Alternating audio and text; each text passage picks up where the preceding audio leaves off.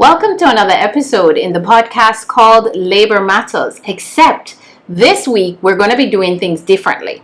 Firstly, instead of pre-recording the episode, we're actually going to do it live on Wednesday evening at 6 p.m. on the nation's Facebook and YouTube pages. And secondly, instead of dealing with the usual employment issues, we're actually going to talk about here. Yes, here. And particularly, we want to look at some of the colonial mindsets that still exist within our policies, our practices, and even our biases against the appropriateness of natural hair.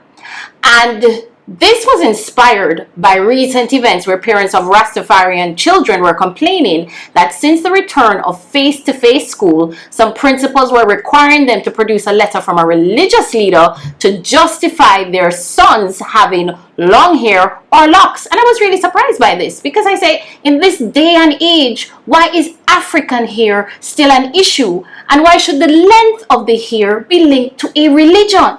Furthermore, what's the point of becoming a republic if we are not willing to challenge some of these colonial mindsets that are still ingrained in our society?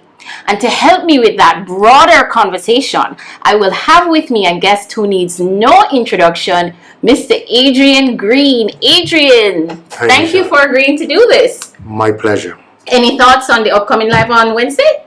Well, I think framing it as a conversation about the broader issues is important because it is a very broad issue. It's not as simple as it looks. Is it a religious issue because it's Rastafari involved? Is it a gender issue because it's boys involved? Is it a style issue because it's length of hair? Is it a racial issue? Or is it all of the above?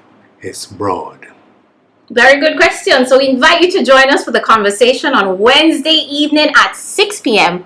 on the nation's Facebook and YouTube pages. See you then.